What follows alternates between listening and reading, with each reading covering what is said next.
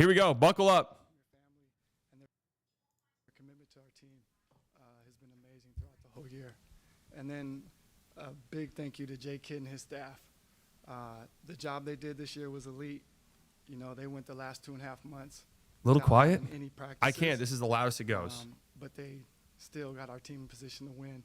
And a lot of times, not only did they not have practices, they also didn't know who was going to play because of the revolving door.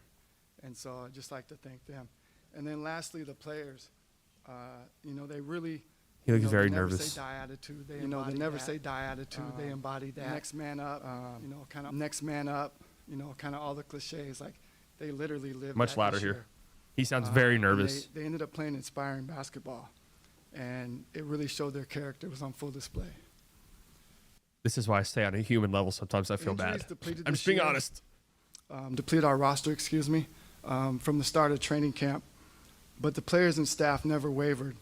And it really gives us optimism for next year. Defense wins championships, and we are hanging our hat on defense. We're going to return one of the best front lines in the NBA, and we have one of the deepest and the most versatile benches. The draft this year is extremely deep, and we're excited to play the role that we are. We'll see where we go after the draft lottery, but we know we're going to get a really good player. And then we'll also use free agency to kind of shore up the rest of the roster. With the support of the fans, we are committed to coming back next year stronger than ever.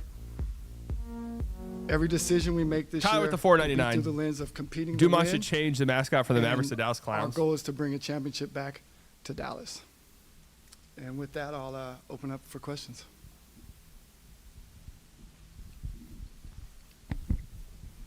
Hey, Nico. In the few days since your roundtable discussion with some reporters, and since the end of the season, some players have acknowledged, the challenge of playing through the post-trade noise. And, in hindsight, they and Jason were the ones who primarily had to answer the questions about that over the last couple of months. Do you feel like the franchise and you specifically could have or should have done more to maybe mitigate that or deflect that away from them? No, good question. Yeah, we could have been better. As I look back on it in hindsight, we could have been better. Our goal is never to run away from the media. That's part of the job, and that's the obligation. But also, we wanted to talk after we had our roster. Our plan was to put Kyrie, Clay, AD, PJ, Lively on the floor so that people could see the vision. And unfortunately, that actually never came. So there was never a good time for us to do that. And Nico, Christian Clark with The Athletic, in the weeks leading up to the trade, how much discussion internally was about just, trading Luka for another player who up to that point had missed a lot more time in his career effectively, like trading a guy for a player who I guess was more injury prone. How much did you guys discuss that or think about that? Yeah, I mean, when you trade a guy of Luka's caliber, you're not taking it lightly. So we discussed everything, but we really feel that defense is our calling card and what we're going to hang our hat on. And when we had an opportunity to get one of the best two-way players in the league, we jumped at that opportunity. We're here, Isaac from Locked On Mavs. I'm sorry. No, my bad. When Luka comes back to town, the Lakers game's happening, and you're standing there, and there's thousands of people chanting for you to be fired. That's an experience that none of us, no one's chanting for for us to lose our jobs. Why shouldn't you be fired? Well, one, I think I've done a really good job here. God damn, Isaac. And I don't think I can be judged by the injuries this year. You have to judge from totality, from beginning to end. And so I think I have a really good working relationship with Patrick. I think you add in Rick. The leadership that we have is really elite. And you'll see next year when our team comes back, we're going to be competing for a championship. That is, wow, really going Nico, for it. you say repeatedly the defense wins championships. Are you saying it was impossible to build a roster that included Luka Doncic that was strong enough defensively to win a championship? No, I think it's really doubling down on defense. And, like I said, when we had the opportunity to get Anthony Davis, who is one of the best Call it two-way the players 5. in the I didn't league, realize we how jumped at Isaac had that in his opportunity. game. Hi, Nico. Joey Mastretta with Clutch Points. Going off that question, you've made it very clear defense wins championships, and that's a very respectable mentality, an old basketball saying. Looking at Luka Doncic, he did get this team to the NBA Finals last year. When you look at Luka Doncic, do you consider him a championship-level player? That's kind of an unfair question. Luka's no longer on this team. But what I am excited about is I do believe we have a championship caliber team, and we'll show that next year. How's it an unfair question? You traded him. Dallas Morning News. Piggybacking off that a little bit, you mentioned last week that Dirk is no longer around the franchise. Here we go. Obviously, Luka isn't a part of the You franchise. really got to watch what you say here. They're two figures that mean a lot to this organization and the fan base. Obviously, it's severed right now, just with everything that's happened. Like, I guess, how do you repair the relationship with the fan base going forward? Well, one, you mentioned Dirk, and so it's important to say, like, he's the single most important figure to the franchise, so that's extremely important. I believe winning will help repair the relationship with the fans, and that's what we plan to do next year. Yeah. I know you said winning will repair it, but At least Nico knows you don't fuck with Dirk. I'm an optimistic person, and I move by faith, not by fear. Nico, Joe Trahan from WFAA. You said earlier you don't like to run from the media, but Nico, I am interested in your reasoning by having that roundtable discussion without any cameras or audio equipment, and then less than a week later having this meeting that we're in right now. What's your thought process behind doing it that way if you say you don't want to run from the media? Yeah, no, it was a good question. It was a collective thought process. It was meant to be more of like a roundtable discussion. Clearly, it didn't have the goal that we intended on doing it, so that's why we're coming back here today. Tyler with the 499. The goal was that I answered Luka, all the I don't know why he questions talks today. I about could me. talk about Nico, the team it's unfair to as Luka. it He's no longer currently here. is, and then what we do going forward. But because it fell flat today, that I'm answering the same questions I answered last week because we didn't do a good enough job.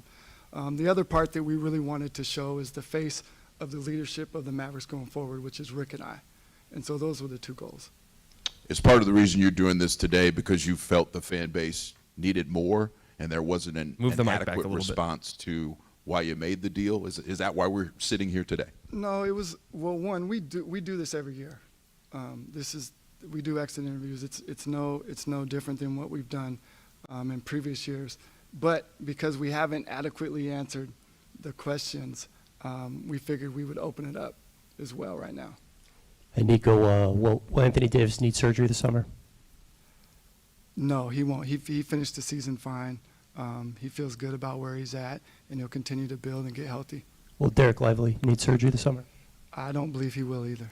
And, you said defense win championships. We saw the Nuggets 2 years ago. I mean, they finished 15th in defense the regular season as kind of the one of the 30 guys who runs an NBA team. What's just your analysis of how, I guess, that Nuggets team won the championship? I don't want to dismiss your question, but I'm not concerned about the Nuggets. I feel like we have a championship caliber team when we're whole, and we're going to hang our hat on defense. We're going to be one of the best defensive teams in the league, and I think that's going to be our calling card. Nico, right here. Michael Back with the angle, 2, Wall thought Street Telegram. process. When Addison's you were paid me to kicking BS y'all. the idea of this trade around, and you had various scenarios planned in your head, did the anger and outrage from the fan base, has that exceeded what you were kind of planning for? Yeah, good question. I did know that Luka was important to the fan base. I didn't quite know it to what level, but really the way we looked at it is, How? if you're putting a team on the floor that's Kyrie, Clay, PJ, Anthony Davis, and Lively, we feel that's a championship caliber team, and we would have been winning at a high level, and that would have quieted some of the outrage. And so unfortunately we weren't able to do that, so it just continued to, go on and on. There have been a million theories about why you did the deal. Oh, God. One of them was that you were told to do it, that Mr. Dumont said, Oh, I didn't want to jeez. give the Supermax contract, which is obviously very expensive, to Luka? Were you told that you had to trade him? No, not at all. Patrick reminds me of the leadership that I had at Nike. And What did I tell you guys? A really good leader doesn't tell the people that work for them what to do. It's a collective, well thought out process to make a big move like that. And then also, unfortunately, I'm super stubborn, so someone telling me to do something doesn't work too well for me. Yeah, we can tell. Nico over here. Speaking of Patrick, has this impacted your relationship with him at all since making the deal? Good Has question. this frayed your relationship working with him? Yeah, it actually strengthened it because we talk a lot more, and we're kind of linked together to this, you know. This guy, when I say this guy, I mean Patrick Dumont, is a fucking moron. And so it's made us have to have a lot more conversation. So I believe that we have a really good working relationship. He's came out publicly and supported me, and so I don't take that lightly. And so now I have to deliver on that. What about you and Jason Kidd? You guys have been close for such a long time. How involved was he in this deal at the time, and how has this impacted your relationship with him as well? Yeah, Jason, you know, I've answered this a few times. You know, Jason, I brought him in on the 11th hour. And the reason for that is because constantly during trade deadline, you're having tons of conversations. Most of the stuff never sees the light of day. And so Jason's obligation is to coach the team that he has right there. The last thing I can do is get him distracted by what could be, what may be. Jason and I are connected. We have a great relationship. We've had one for 20 years. And I know how Jason thinks. I know the players that he likes. I know the style of play that he wants to play, and we're connected. Dorothy Gentry from That kid looks shell-shocked in Cleveland? No. You guys are not interpreting that the way that you should be interpreting that answer. Listen to the last part. I know how kid thinks. I know the players kid likes.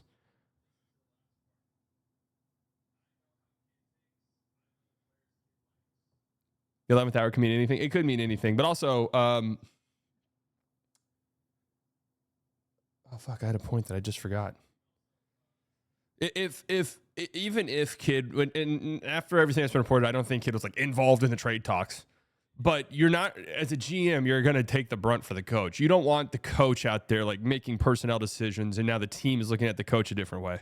Texas Metro News. Nico, how personally are you handling all of this? What keeps you in front of everyone? People, the fans are upset, almost hate. I have to say the word. How do you deal with that? How are you dealing with that? One, and then two, do you understand how they feel? I think they want to know that you feel their pain about losing Luka. What can you say to them? Well, when you have 20,000 people in this stadium chanting "Fire Nico," you really feel it. I mean, I use the word awesome, but not in a positive way. Like, you can really feel how they feel. So yes, I feel them. How am I doing? I'm good. You know, I said this last week. God's got me covered. I have an amazing family and an amazing support group to get through it. But no, I absolutely feel it. But I'm also, you know, my job is to make decisions that I feel are in the best interest of this organization, and I got to stand by the decision, and some of them are going to be unpopular, and this was clearly one that's unpopular. Nico, you've said over and over about defense wins championships, and you've been here several years with Luka before the trade. I'm wondering and he was pretty much a known product. He was who he was. At what point did you decide that you wanted to try to move him for something different? Yeah, there was never, like, it wasn't the straw that broke the camel's back. When you live with someone for 3 years, you get to know their strengths and weaknesses. It was more about a change in philosophy in terms of how can we get a top defensive team that will help us win a championship. Again, this trade may never even have happened, but once the opportunity presented itself, we jumped on it.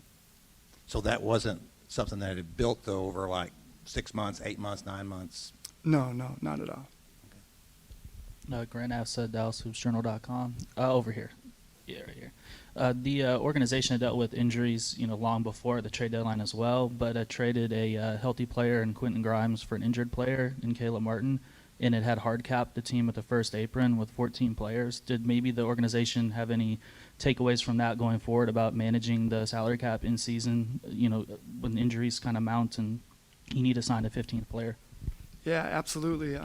It's actually a great question. We looked at our managing of the salary cap is maximizing it to its full potential. So Caleb was one of the players that we were able to get that would actually just barely fit under the cap and the apron, excuse me. And so we took that and we knew what we were giving up. We knew that we were only going to be able to sign one 10-day.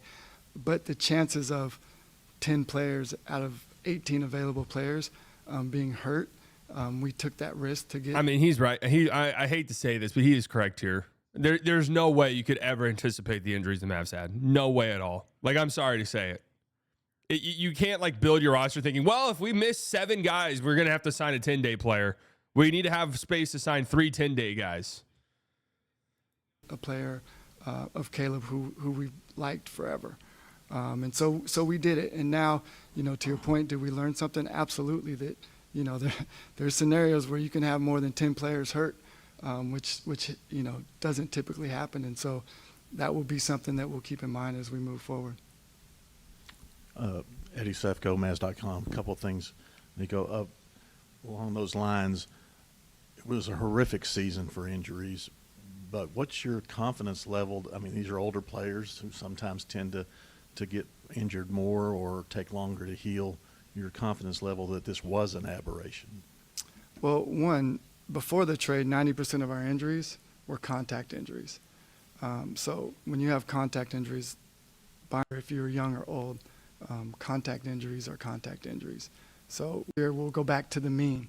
I'm fast forwarding because we've already heard this there. exact sentence. Also, in the behind closed doors one. What thing or maybe things need to happen in your mind primarily to get this franchise back toward contending status and respectability? Really, we just need to get healthy. I think the team that we're bringing back is a championship caliber team. And we fully expect to have Kyrie back with us next year when he gets healed from his injury. And we believe we'll be competing for a championship. And Cooper Flag will be here. You mentioned Kyrie. What's the pathway to either a contract extension? I know he has a player option, obviously a decision to make, but what's your confidence that something beyond that can get done this summer? Kyrie is a big part of what our future is, and that's not going to change whether he opts in or opts out. Rashad Miller. Kyrie's coming back. I know in your opening remarks you talked about this offseason, your goals for this offseason, but can you give us kind of what you're going to do for the next 2 or 3 seasons? Yeah, I mean, our core actually is connected for the next 2 or 3 seasons, so I don't see much movement from our core. I really see how you shape around that, and it starts with the draft. It's not a great question. Nick Gang said Locked On Mavs. You said that Patrick Dumont initially laughed at you when you brought him the Luka trade. What did you say to convince him to approve it? It wasn't really it wasn't really a laugh. It was more of a chuckle. But really it was just I'd said it out of the blue. And then as we started talking more, I gave him reasoning behind it. And we're a very process-oriented organization, and everything we do is without emotion and goes through the lens of process. And so corporate speak. Once we had those substantive discussions, then he saw the vision. Hey, Christian Clark again. Do you feel like, just to follow up on Mike's question, do you feel like Kyrie opting in is a possibility? It's too early to speculate what Kyrie's going to do. But what I do feel is going to happen, he's going to be a Maverick next year. Yeah. And then he's going to be out a significant portion of next season. Do you feel like you guys have to do something to address just creation to get through that time, and how do you go about doing that? I feel good. You can't replace Kyrie through free agency. He's too good of a player. We have a really deep, versatile bench, and some of those guys will have to create. They'll have to create the void. It's going to be by committee. We'll use free agency, and then we'll also use the draft. Nico, Noah Weber from the Smoking Cube. Spencer And one did when thing he's you coming said a back. few Noah! minutes ago is you said, me and Coach Kidd are aligned. You know the player that he likes. But when it comes to a trade of this magnitude, obviously, it's the main player that led y'all to the finals last season. So I wanted to ask you, what did that conversation look like at the 11th hour when you told him that y'all would be trading Luka Doncic? And do you think it was fair to him to have y'all's entire team built around Luka, but then in the middle of the season, him having to pivot to a completely different player to try to make the title run again? Fuck him up, Noah. Sure, I think there's some difficulties anytime when you do a trade that big during the middle of the season. I mean, we saw it when we traded for Kyrie a couple years ago. Sometimes trades take a little longer to you to really see like how good of a trade it was. But I also know his connectivity to Anthony Davis. He won a championship with him with the Lakers. Read between I the know lines his here, guys. admiration for him as a defensive player, and so I wasn't worried about that. What did y'all's conversation look like when you let him know? It was really brief. I just told him the reasoning behind it and let him know, and he understood, and he got geared up to start whiteboarding to get ready to see how we would play with Anthony Davis. I don't think it's about agreeing, but he aligns with how I think in terms of defense wins championships. That's how he feels. So he also aligns with the philosophy of versatile style of play. And so it wasn't really Read between about the lines on agreeing all or this shit, disagreeing. guys. It was about, I see the vision, let's go. And then defense has been one thing that's been talked about so many times when you're referring to this trade. With you trading Luka, it's in a way you're betting on Anthony Davis to help you guys, but it's also you thinking maybe Luka would help, or that AD would help more than Doncic did. Outside of defense, why are you betting against Luka Doncic not being able to bring y'all a title when he was here? Yeah, it's more about AD than I'm not going to bet against Luka or speak negatively towards him. He's not here anymore, but it's the belief that I have in the guys that are in this locker room. Nico, Russell Scott, News Radio 1080 KRLD. Did you say you did not foresee the fan reaction with the trade? And what would going public with the trade have done? I don't quite understand. What would have happened if you would have gone public? No, I said I did see the outrage, just maybe not to the degree of that it actually ended up being. But I also think part of that is because we weren't able to put a team on the floor that was day in and day out winning. I think if we would have put the team that we intended to put on the floor, I think that would have quieted some of the outrage. Nico, Brad Townsend, Dallas Morning News again. This kind of piggyback off my first question. So during the Western Conference Finals run 3 years ago, and then also during the finals run, you weren't really out in front of cameras. You were really letting the players and the coaches take the credit. But I wonder if this year has been a lesson to you in terms of, as you put it, being a public face of the franchise, in terms of Land the plane, Brad. during Let's times go. of crisis, and because it feels like this franchise was in crisis mode these last couple of months. Yeah, it's we always at the end of the year we evaluate everything and what we could have done better, and clearly we could have done a better job with that, and we take that and we own it, and you'll see us be better going forward. Nico, back here. Sam Gannon, Fox 4. Luka recently did a sit-down with ESPN's Malika Andrews, and he was asked about a question that was posed to you last week about whether or not you believe that you could contend for championships with Luka at the centerpiece. You said defense wins championships. Luka was quoted as saying, "It's just sad the way he's talking right now. I never say anything bad about him, and I just want to move on." How do you react to that quote?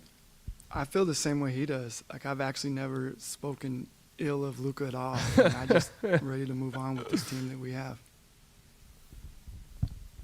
You having fun? There's been quite a bit of speculation. Who's that? One of the reasons that you made the trade was that you guys just couldn't get along in terms of he saw things and his team saw things that he's going to do it this way, and you wanted him to do it that way. True or not? No, I worked at Nike for 20 years, and there's like superstars. They have they have teams around them, and you have to cater to them, and that's part of the job, and they've earned it. Let's get to live. So I don't worry about getting along with people. I can work with anybody. Then the other observation is of not necessarily that you made a big trade, but what you got in return. What did you feel like prevented you, and maybe that's the wrong word, from getting more in return when we've seen other NBA trades? The one that stands to mind is Rudy Gobert. So I got to ask, and God bless all my media brothers and sisters out there, how has this question not been asked yet? How has this question not been asked yet? Straight up.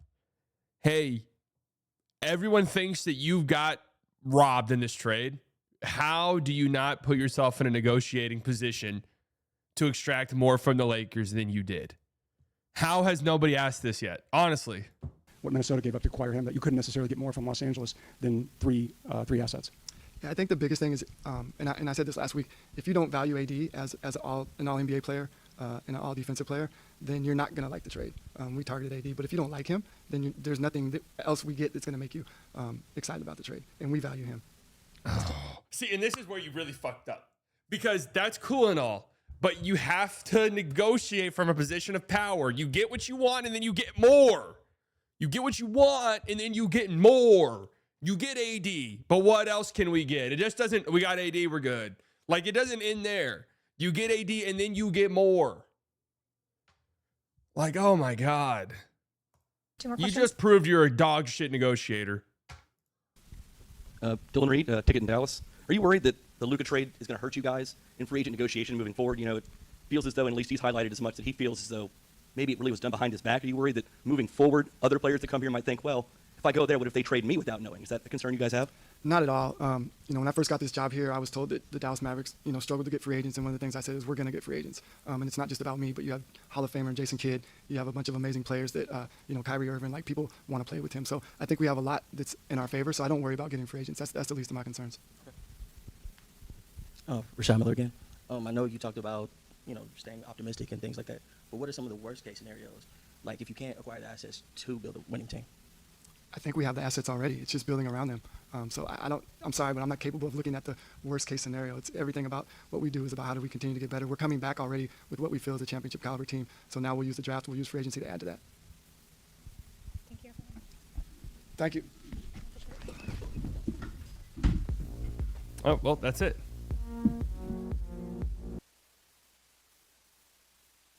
Oh, that's awkward right there. We just finished watching Dallas Mavericks general manager Nico Harrison giving his end of the season press conference. This is something that they do every season. It was scheduled to start here. It started about 1 p.m. this afternoon. I don't really know what you guys expected, really. Are we meeting today, a week after that meeting? And here's what he had to say.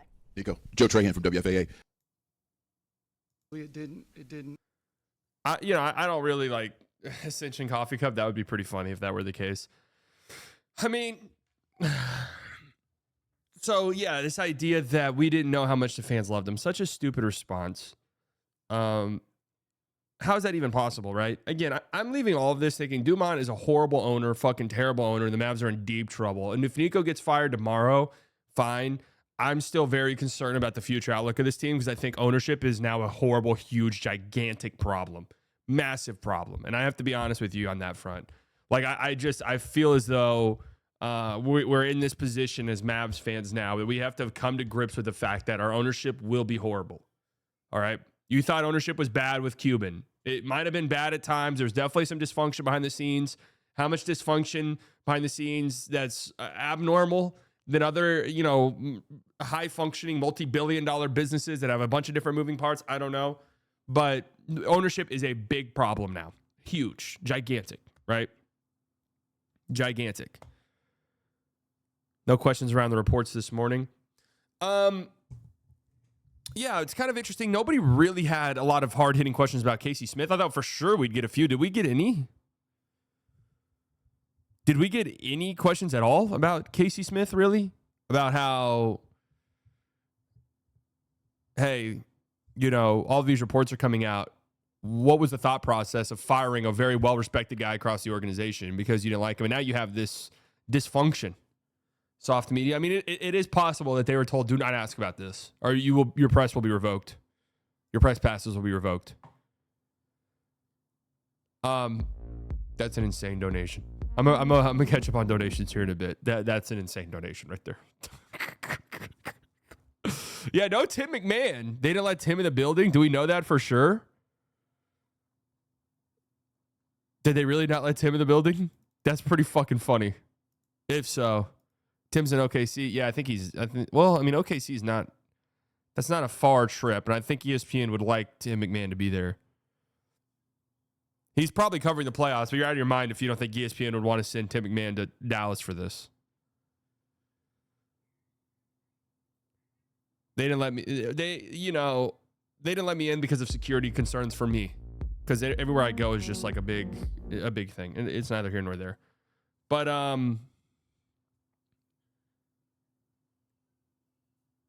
look, man. I guess I don't know. I didn't expect anything out of this press conference, really. I didn't get anything out of this press conference that we didn't already hear, basically, from him. Kyrie, they feel confident Kyrie's coming back. Yeah, I expected that.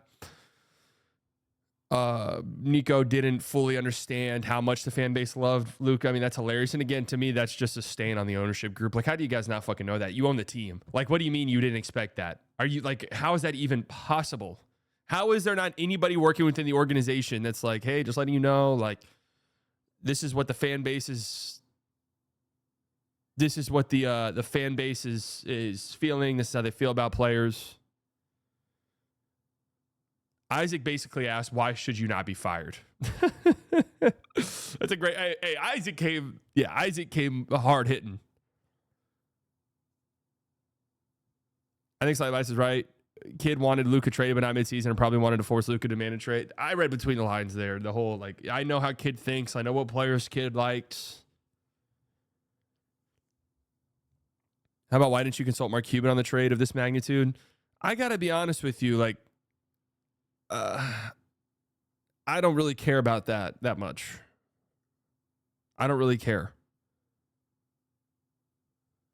Ask Nico if he's going to resign if Dallas misses the playoff next year too. Resign? No, he's not going to resign. Isaac had Nico laughing that snatched away with that question. Yeah, I was worried where Isaac was going. I was worried Isaac was going to do like kind of a softball question that people were going to be like, oh. What do you care about then? I mean, I didn't really care. Like, there's nothing Nico could say in this or is realistically going to say in this press conference that would have me like, oh. Like, that's just the reality. The reality is Nico should have done this press conference immediately, answer all these questions, taken in the brunt of it, and that way, we don't wait for months for Nico to do an official press conference. And in the meantime, fans have nowhere to justify their anger. There's nowhere to ask these questions, so players and coaches are getting asked about it endlessly, which they probably would have already. I mean, honestly, the question that kind of was getting there, and the guy who asked the question asked two questions. So Nico only answered one. But how do you not, and Nico did say this, how do you not extract everything from the Lakers? And he said, well, we value AD. Yeah, but still, you're negotiating from such a position of power. What was the end goal of the negotiations? We just want AD and then we're done? Did you never think we're getting Austin Reeves in this deal? We're getting all of your picks in this deal. How do you not get there?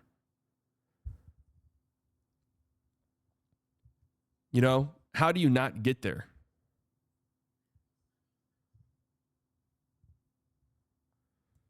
I'm not really concerned with the Nuggets. Well, bitch, you should, considering they contend every single season and you do not.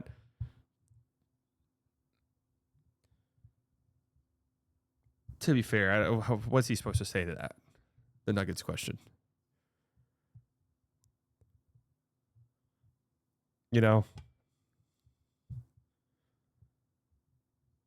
What I got is that Nico might have traded Jokic.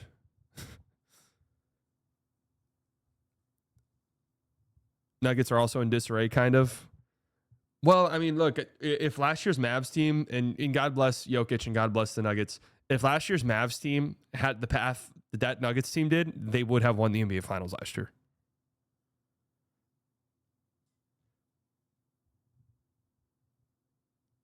And, they still won. Don't get me wrong. Every time you say, to be fair, you might as well say Nico is right. Well, there's certain things that it's just like, The question about should you have factored in that you couldn't have signed guys on a 10-day contract? It's like, dude, like no team is prepping for there only being 8 active players on a roster. Like that's not a thing you realistically prep for. You know what I mean? If you reach that point, you're fucked.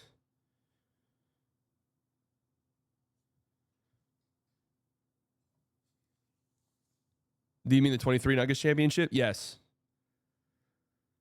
So I do have to ask, there had to have been hey, don't ask about this thing with the medical staff. Because that's like the biggest story going out right now, and I don't think there was a single question about it, was there? I don't think there was a single question about the medical staff. So I'm wondering if they said, do not ask about this. True, he did mention the draft enough times that I don't think we have to worry about trading our draft pick for Kevin Durant. No, I think there was a brief question about Dirk, wasn't there?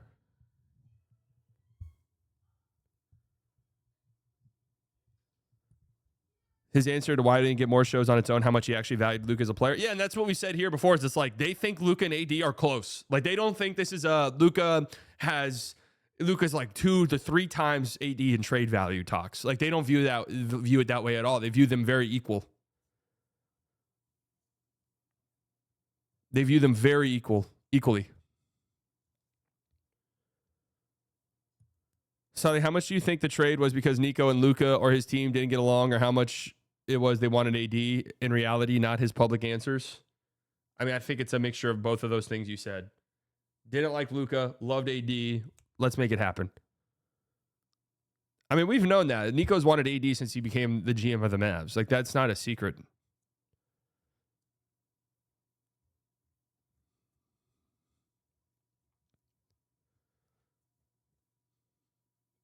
I mean, I would have loved the question, like, do you, as a GM, feel as though your insistence on it being a secret led to you negotiating from a disadvantage when in reality, you should have been able to get whatever you wanted from any team in the league because you're trading one of the most sought-after commodities in the entire sport? Do you regret operating in secrecy? Do you regret this? This has to be private. And only getting AD, Christie, and 1 first-round pick instead of what everyone else thought you probably should have gotten, which was everything. Did you see the tweet regarding Dumont being mad at Nico for not warning him about the outrage that would be caused after Luka trade? Yes. It goes to show the monstrosity that is Patrick Dumont as an owner.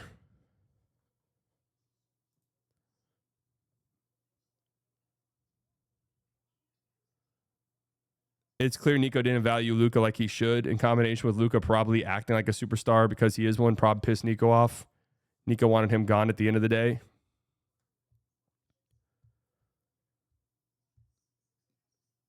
Yes, it's obvious Nico did not value Luka in any serious way.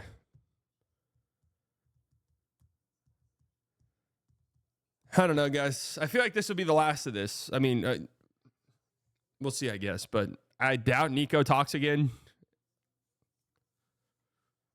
I doubt that,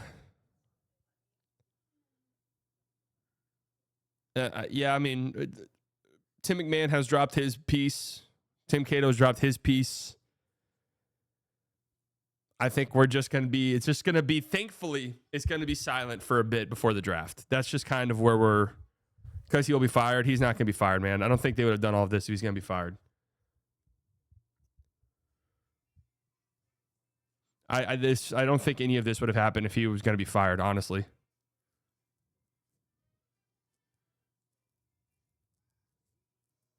How long do you think Nico has left if everything continues to fall apart?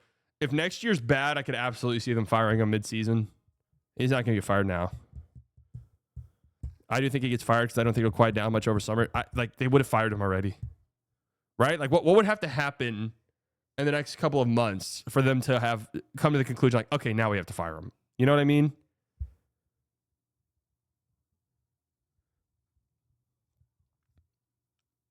Dumont waking up. Lakers win the chip. Well, they won't have to worry about that. All right, AD says he wants out and Kyrie leaves. Okay. I don't think either things are happening. I do Kyrie leaving at like 3% AD asking out, I'd put it like 7. That's just what my gut tells me. 7%. If they fire him now, won't it only compound the problems? See, I'm of like, I guess my opinion on Dumont's just so low, but like firing him now to me would be even more of a slap in the face, in my opinion. Like everyone said the moment after the trade, they should have fired him. I was like, dude, that would make it worse for me. Like the trade's already happened. You can't walk it back. If you fire him now, it's like, what the fuck? Like you allowed this guy to make this decision and then you fired him immediately afterwards. Like that's a huge slap in the face.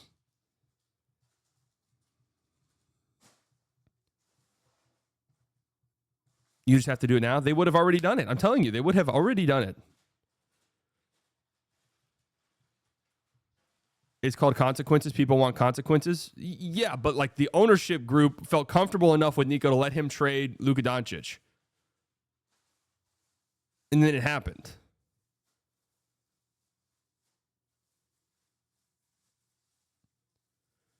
You don't think if Luka wins a championship and a random midseason trade would get him fired, Mavs fans would be even more pissed? I don't think the Lakers are winning a championship this year, if that's what you're saying.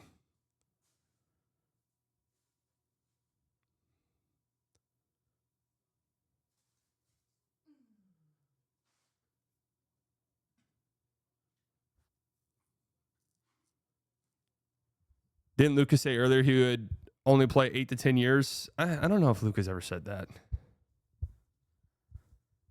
I'm telling you, I leave today just like, my God, Dumont's running a shit show. That's where I'm at.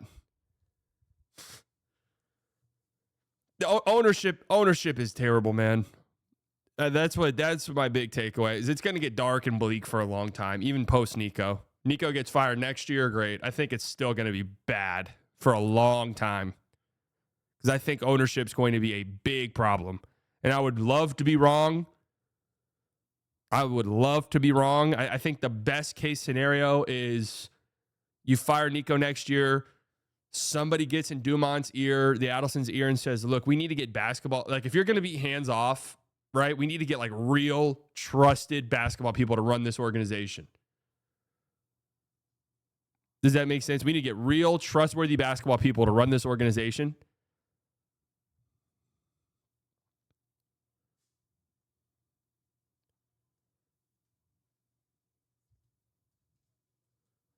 And and let them do their thing. That's the best case scenario. What was the general opinion of Dumont before the trade? I think I don't think Dumont necessarily had a positive reputation before the trade.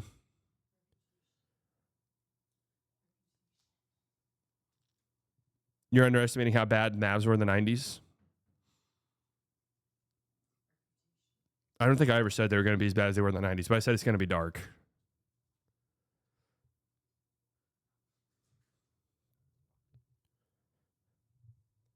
I just see the Mavs being a perennial mediocre team, not bottom of the league and not top. Well, when you're like 3 years from now, I think that's when you start to reach that point.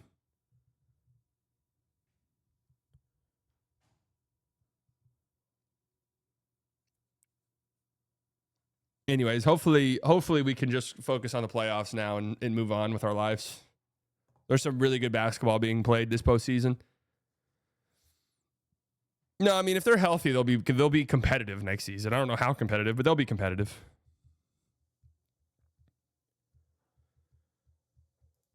Assuming they keep guys and they make some changes or some upgrades to the roster here and there. Ozzy with the $1.99. They should stay at the American Airlines circus. Squiggly with the $5. When's the last time a GM was the face of a franchise like this? Dude has become the villain of the league, and non-Mavs fans even want him to fail. I mean, there's never been anything like this in the history of the league. Tyler, $4.99. Did anyone see how bad AR-15 was on Saturday? No, I would still want Austin Reeves. LP with the $4.99. I wanted him to pull an R. Bud Dwyer. It's insane. That's insane.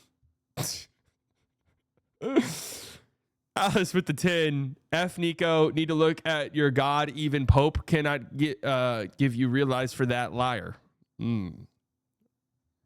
Rest in peace to Pope Francis. Logo with the 2. Do you think Michael Finley was a part of this?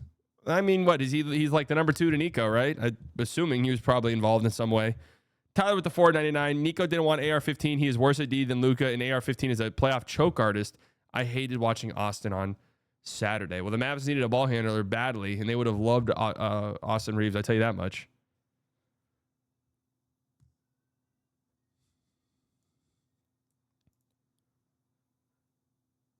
I'll tell you that much. How did no one ask him about how the thing that lost them the finals was offense and not defense? He literally said that himself when he presented Grimes and Clay. I think that was a question behind closed doors, wasn't it? Something along those lines.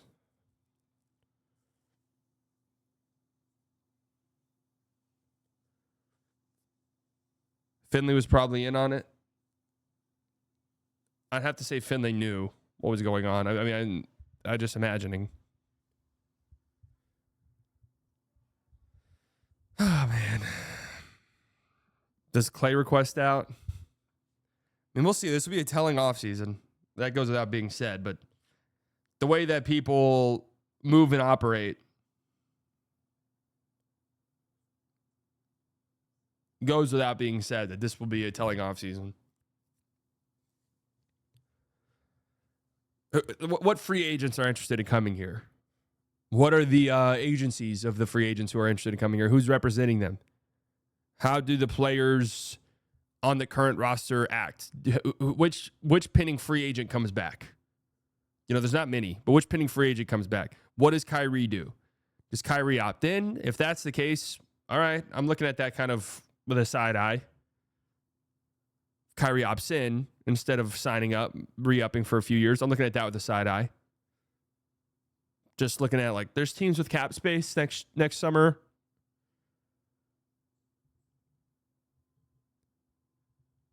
Kyrie, if he re-ups multiple years, makes sense at his age with his injury that he would do that, absolutely. But what is AD? What do we hear from AD? Do we get a trade request? I doubt it. Or do we hear like, yeah, AD's super pumped, he's excited, all of this stuff?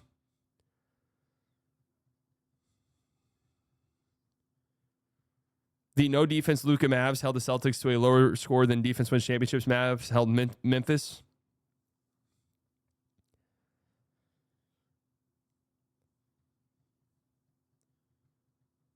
What do you guys think happens with PJ Gaff, considering they both only have 1 year left? I'm willing to bet PJ gets extended. Gafford, I'd actually be surprised if Gafford's on the team next year. I just think contractually it makes sense that that's the guy who gets traded.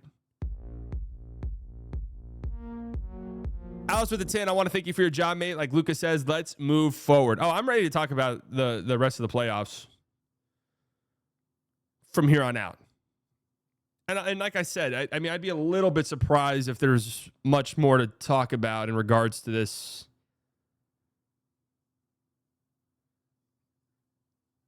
saga between now and like the draft or something. You see that Quentin Grimes interview where he talked about the Luka trade and was saying all the players were saying if Luka got traded, none of us are safe? Well, yeah, but I mean, that's kind of a logical conclusion to come to. Do the Stars play tonight?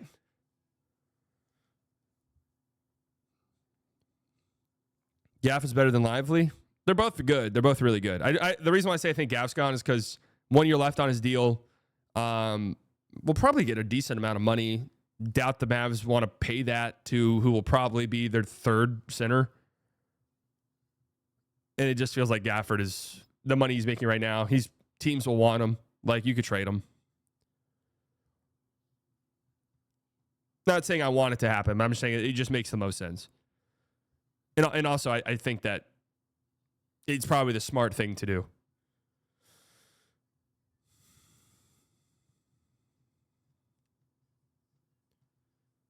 How many years does Lively have? I think he becomes extension eligible next summer, which would be interesting to see what his contract would look like.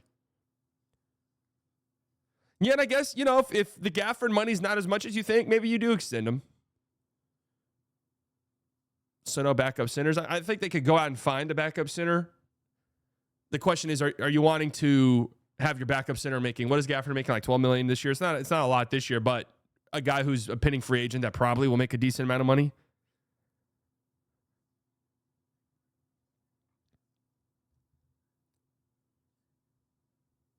Gafford for Austin Reeves.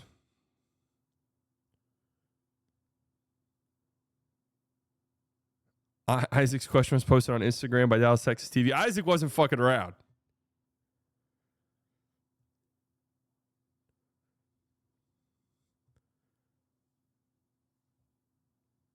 Do you think Nico will ever do a trade with Pelinka again? Can you imagine?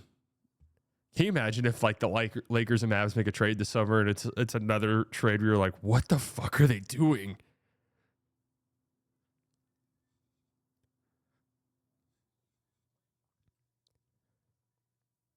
I mean, like, what are we doing?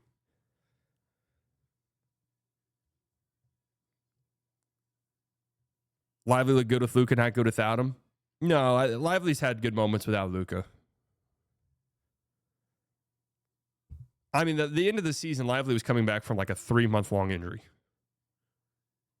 So I don't know how fair it is to judge.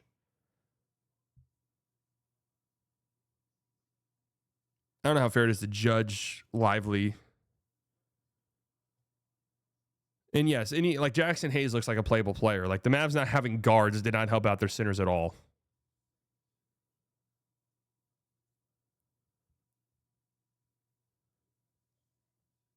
But the more concerning thing with Lively is the injury stuff. He just hasn't been healthy his first 2 seasons.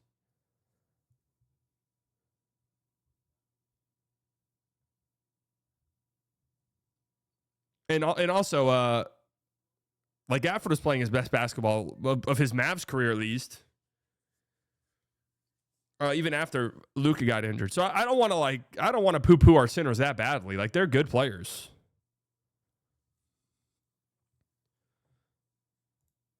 Like I don't think it's fair to do to those guys.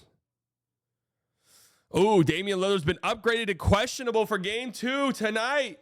Or is that tomorrow night? Tomorrow night.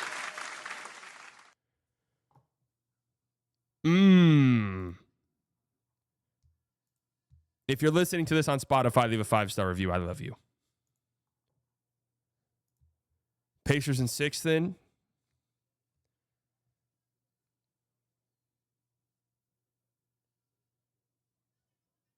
Pacers in 6.